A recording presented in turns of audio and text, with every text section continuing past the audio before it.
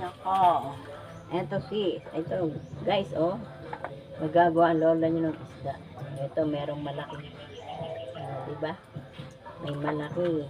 Pwede ng gatan. Lalagyan pa rin ng gulay. May gulay pa rin.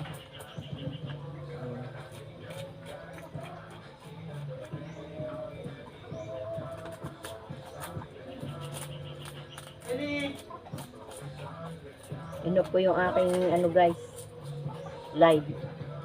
Ayan, narinig nyo yan. Katakot-takot ng music.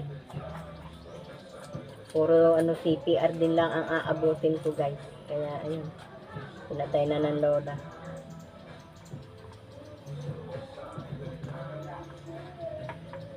Kasi sabi ko palang napatay niya.